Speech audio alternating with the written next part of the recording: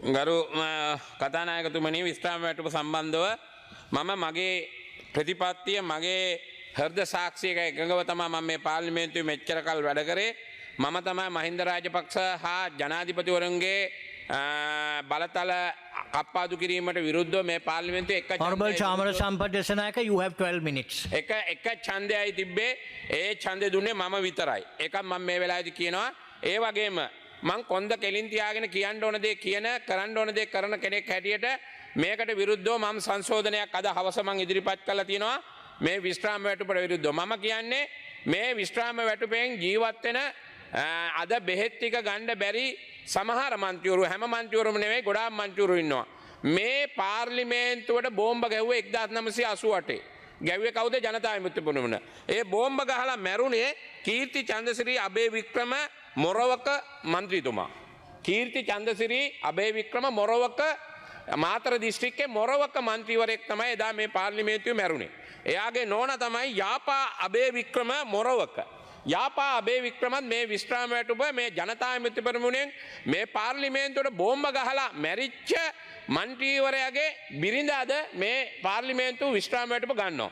ඒකත් මම මේ වෙලාවේ සිහිපත් කරනවා. ඒ වගේම මෙතෙක්කල් 70 දෙනෙක් 1994 තමයි පළවෙනි පාර්ලිමේන්තු මන්ත්‍රීවරයා මේ ජාතික ජන බලවේගය නෙවෙයි JVP එකේ මල් බඳුනෙන් ආපු ගලප්පත්ති මන්ත්‍රීගෙන් පටන් ගත්තම 70 දෙනෙක් විශ්‍රාම වැටුප පිටින් පිට ගත්තා. ඔය පේලියේ ඉන්න ගොඩාක් මන්ත්‍රීවරයන් ජනතා විමුක්ති පෙරමුණේ මේ විශ්‍රාම වැටුප අරගත්තා. අද ඒ විශ්‍රාම වැටුප ලබාගෙන ඒ මුදල් පැලවත්තර දුන්නාද ගෙවල් වලට දුන්නාද මොනවද කරාද කියලා අපි දන්නේ නැහැ. නමුත් ඒ විශ්‍රාම වැටුප 70 දෙනෙක් විටින් විට මාරුවෙන් මාරුවට 94 ඉඳන් පත්වෙච්ච 2000 2001 2004 2009 2015 ඒ විදිහට විශ්‍රාම වැටුප භුක්ති විඳා. මේ පාර්ලිමේන්තුවේ ජනතා විමුක්ති පෙරමුණ නියෝජනය කරපු ජාතික ජන බලවේගයේ නියෝජනය කරපු මන්ත්‍රීවරු 70 දෙනෙක් අරන් තියෙනවා විශ්‍රාම වැටුප. එහෙමනම් ඒ සල්ලිත් ඒ ගත්ත සල්ලිත් අනිවාර්යයෙන්ම රජයට ලබා දෙන්න කියන ඉල්ලීම මම මේ අවස්ථාවේදී කරනවා. නමුත් ඒවා ගැන කතා කරන්නේ නැතුව අද ඒකම කියන්න ඕනේ පහුගිය කාලේ මේ මෙතුමා මේ පැතුම් නිස්සංක ගැන කියපු හින්දා ඉන්දිය පාකිස්තාන් ක්‍රිකට් මැච් එක ගැන ජනාධිපතිතුමා හින්දියෙන් කතා කරාද දන්නේ නැහැ. මම දන්නේ නැහැ පාකිස්තාන අගමැතිට උරුන්දුවෙන් කතා කරාද දෙමළෙන් කතා කරා මොකෙන් හරි කතා කරලා ජනාධිපතිතුමා හැබැයි ඒ හොඳ දේ හොඳයි කියන්න ඕන. අපේ ක්‍රිකට් බෝඩ් එකේ සභාපති ශම්මි සිල්වත් එක්ක එකතු වෙලා මැච් එක ලංකාවේ තිබ්බ එක ගැන ඉන්දියාවේ විශාල පිරිසක් ලංකාවට ඒකට අපේ ස්තුතිය මේ අවස්ථාවේදී අපි එහෙම ඒ වගේම අද දවසේ බදුල්ල දිස්ත්‍රික්කයේ දිසාපති මේ වෙනකොටත් බදුල්ල දිසාපතිවරයා මාරු කරලා තියෙන කිසිම වැරද්දක් නැතුව ප්‍රභාත් චන්ද්‍රකීර්ති. ඒකට හේතුව තමයි මන්නන්නේ හේතුව එතුමා දිට්ටා සුලිකුණු කුණාටු වෙලාවේ මේ නිලධාරියා තමයි විශාල වැඩ කොටසක් බදුල්ල දිසාපතිවරයා හැටියට කරේ. එතුමාව අද කිසිම වැරද්දක් නැතුව මාරු කරලා තියෙනවා. ඒ ගැනත් මේ වෙලාවේදී කියනවා. ඒකම දැන් කියනවා අපේ අධිකරණ ඇමතුමා කිව්වා අපි හොරු මංකොල්ලකාරෝ දූෂිතයෝ කියලා. අධිකරණ ඇමතුමා දැන් මේක ලියාගෙන පොලිසිය භාර ඇමතිතුමා ඔබතුමා චාමර කියලා මගේ නම මතක් කරා ලියා ගන්න. මේ ජායල නගර සභාවේ සෙක්කුවත්ත ක්‍රීඩා පිටිය අවුරුදු 52ක් මේ ක්‍රීඩා පිටිය ජායල නගර සභාවට තිබ්බේ සෙක්කුවත්ත ක්‍රීඩා පිටිය. ගරු අගමැතිතුමිය මේක හොයලා බලන්න. මේක පට්ට වංචාවක් පට්ට හොරකමක් මේ වෙන්න හදන්නේ. මේ ක්‍රීඩා පිටිය දැන් වෙනත් කෙනෙක්ගේ නමට අයිතියක් තියනවා කියලා. මෙච්චර කල් තිබ්බේ මේ අපේ නෙවෙයි අපි ගම්සභා කාලේ ඉඳන් අපේ රටේ විවිධ ප්‍රාදේශීය සභා නායකයෝ නැත්නම් නගරාධිපතිවරු පාලනය කරලා මේක කරේ නැහැ. දැන් මේ කෝටි 19ක් පුද්ගලයෙකුට නගර සභා සල්ලි දෙන්න හදනවා. මේ වෙනකොට තැම්පත් කරන්න හදනවා ජායල ප්‍රාදේශීය ලේකම්ට සෙක්කුවත්ත ක්‍රීඩාංගනේ. මේක පට්ටපල් හොරකමක්. මොකද මේක මේ ආණ්ඩුවේ නගර සභාවේ සල්ලි කියන්නේ මහ ජනතාවගේ මුදල්. මහ ජනතාවගේ මුදල් වෙනත් මේ පුද්ගලයෙකුට අවුරුදු 52ක් කොහමද අගමැතිතුමිය අයිතිවාසිකම් කියන්නේ? අවුරුදු 52ක් නගර සභාවට තිබ්බ එකක් මොන ඇඟේ අමාරුවටද නගර සභාවේ සල්ලි ගෙවලා ඒ ක්‍රීඩා පිටිය වෙනත් මිනිස්සුන්ට සල්ලි දෙන්නේ? මේක ගැට ලොකු වංචාවක් තියෙනවා මේ නගර සභාව ගැන. ඊළඟ එක දැන් අපිනේ දූෂිතෝ කියන්නේ, අපිනේ හොරු කියන්නේ, අපිනේ මංකොල්ලකාරෝ කියන්නේ. මේ ඉන්නේ ජාතික ජන බලවේගයේ මෙන්න මෙයා. මේ තියන්නේ ජාතික ජන බලවේගයේ ඡන්දෙ ඉල්ලපු මෙයාගේ ලීලාරත්න නාරදගේ තලංගම කොට්ටාසයට ඔන්න පොලිස් ඇමතුමා ඔයාගේ කොට්ටාසේ ලීලාරත්න නාරදගේ තරංගම කොට්ටාසයට ඡන්දය ඉල්ලපු ජාතික ජනබලවේගයේ මන්ත්‍රීතුමා මෙයාගේ යේලි මේ ඉන්නේ මෙයාගේ යේලි මේ ඔක්කොම සභාගත කරන්න මේ ඉන්නේ මෙයාගේ යේලි මේ පුතා මේ දුවල ළමයි මේ පුතයි යේලි පවත්වාගෙන යනවා ජපන් යවනවා කියලා මධ්‍යස්ථානයක් ජපන් යවනවා කියලා මේ වෙනකොට මේ ලීලාරත්න නාරදේගේ යේලි සුධර්මිකා බිලෝනි කතානායකතුමා මෙයා ජපන් යනවා කියලා අහිංසක මිනිස්සුන්ගෙන් මේ විවාහයට මංගාව තියෙනවා මේ විවාහයට අත්සන් කළ තියෙන අනුර කුමාර ජනාධිපතිතුමා මේ විවාහ සාතිකේ මේ සුධර්මිකා බිලෝනිගේ විවාහ සාතිකේ මේකට අත්සන් කළ තියෙන්නේ මගුලට ජනාධිපතිතුමා මේ තියෙනවා අස්සන අනුර කුමාර දිසානායක මහත්තයා එතකොට මේ වෙනකොට මේ තියෙනවා ඒ අස්සන් කරලා ජපන් යවනවා කියලා දැන් පොලිසි පැමිණිලි දාලා තියෙනවා බර ගාන. ඔයගොල්ලෝ අපිට කියන හොරු කියලා. මේ තියෙන්නේ කිව්සුම. මේ තියෙන්නේ නාරදගේ ජේලිගේ මෙන්න මේ ළමයින්ගෙන් සල්ලි ගන්න මේ නීතිඥ මහත්තයෙක් හදපු ගිවිසුම. මේ ගිවිසුමත් එක්ක මේ ඔක්කොම මන් දෙන්නම්. මේව හොයලා බලන්න මම වැරදි නම් මට කියන්න ගෙනල්ලා ඊළඟ පාර්ලිමේන්තුවේදී මේක චාමර කිව්වේ බොරුවක් වැරදි කියලා. මෙන්න ඊළඟට මේ පොලිස් පාරාමිතුමා මේවා ඔබතුමාලා හොඳට පිරිසුදුව ඇඳගෙන ඇවිල්ලා කොටයි කෝට් දාලා මේ පාර්ලිමේන්තුවේ කියනවා නම් මේවා ගැනත් හොයලා බලන්න. අපිට හොරු කියලා අපිට කියන මෙන්න මේ බලන්න. මෙතන තියෙනවා අගරු අගමැතිතුමිය. මෙන්න ලක්ෂ 20 30 අහිංසක මිනිස්සු ඊයේ නුවර ඉඳන් ආව කණ්ඩායම ගෙවල් උගස් තියලා තමයි මේ සල්ලි දීලා තියෙන කතානායකතුමා මේ ලක්ෂ 20 30 මේ වෙනකොට පැමිණිලි එකක්වත් බාර ගන්න නැහැ. ඇයි? මේ ජාතික ජනබලවේගයේ ඡන්දය ඉල්ලපු කෙනාගේ යේලි පුතයි තමයි මේ බිස්නස් එක කරන්නේ. මේවා වෙන්න එපා. මේවා කරන්න නෙවෙයි මේ ආණ්ඩුව හැදුවේ. පෙන්ෂන් එක නතර කරනවා වගේම මම මේක කිව්වා කියලා මම මේ පෙන්ෂන් එක නතර කරා කියලා මට පෙන්ෂන් එක ලැබෙන්නේ නැහැ. මම 2015 පාර්ලිමේන්තුව ආවා මාසෙයි හිටියේ 2019 මම පාර්ලිමේන්තුව ආවා අපි අගමැතිතුමිය එකට හිටියේ අපි අවුරුදු 4න් අයින් වුණා. එතකොට එතරම් පෙන්ෂන් එක නැහැ. මට මේ පෙන්ෂන් එක අවශ්‍ය නැහැ. මට හම්බෙන්නේ නැහැ. හැබැයි මම මේ සංශෝධනය දැම්මේ.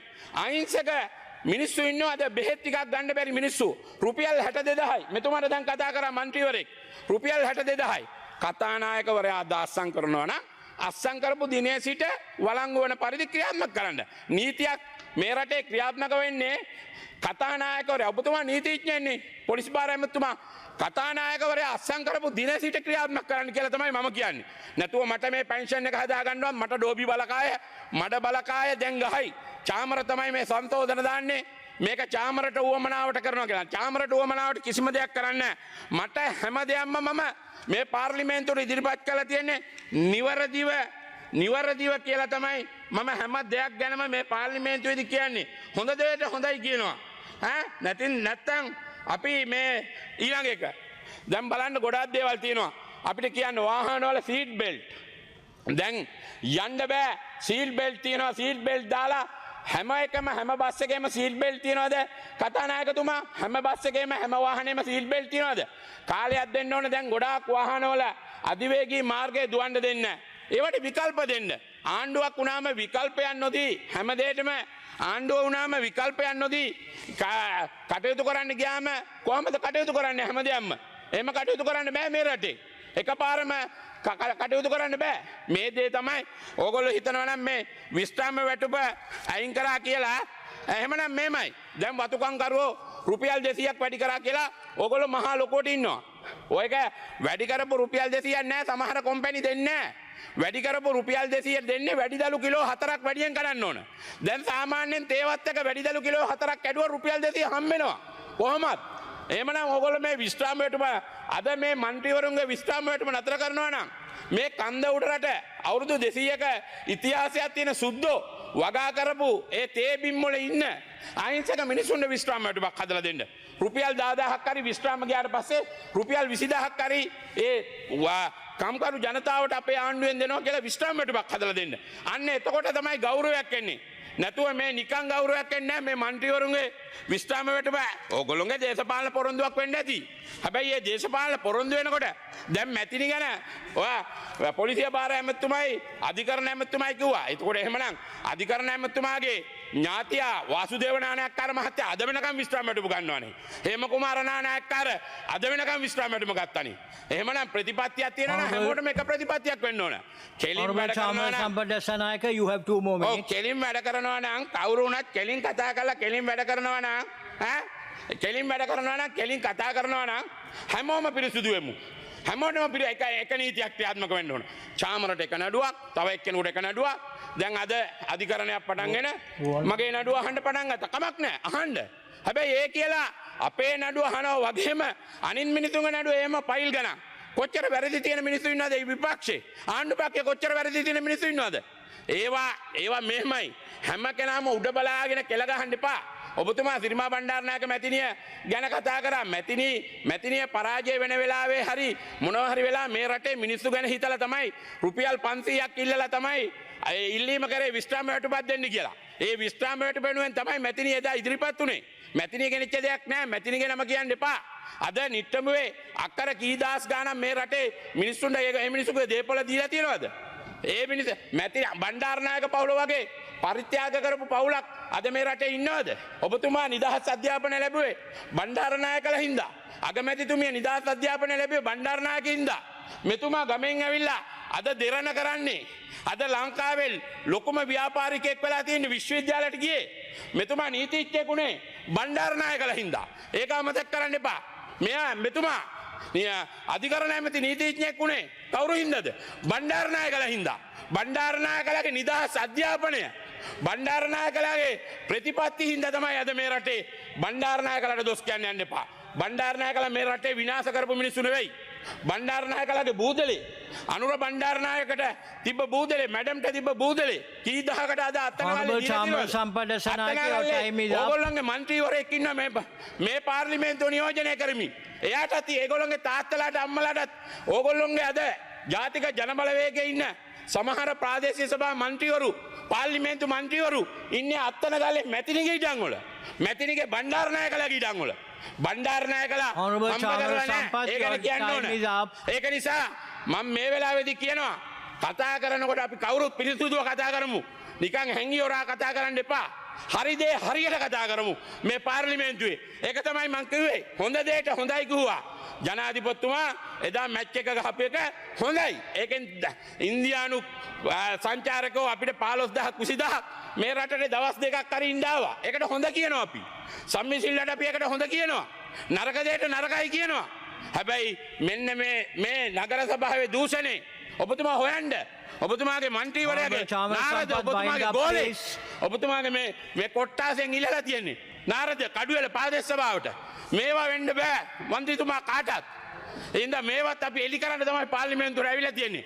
ඒ ගැන මේ වෙලාවේදී ප්‍රකාශ කරමින් විස්්‍රාම වැටුප දෙන්න ඕන මිනිස්සුන්ට දෙන්න නැති මිනිස්සු පව් ගොඩක් මිනිස්සු දුක් විඳිනවා. අන්න ඒ වෙනුවෙන් ඉදිරිපත් වුණේ කියන එක නැතුව චාමර සම්පට්ට විස්්‍රාම වැටුප ගන්න නෙවෙයි. Honorable member, your time is over. මේ අවස්ථාවේදී ප්‍රකාශ කරමින් මම නිහඬ වෙනවා.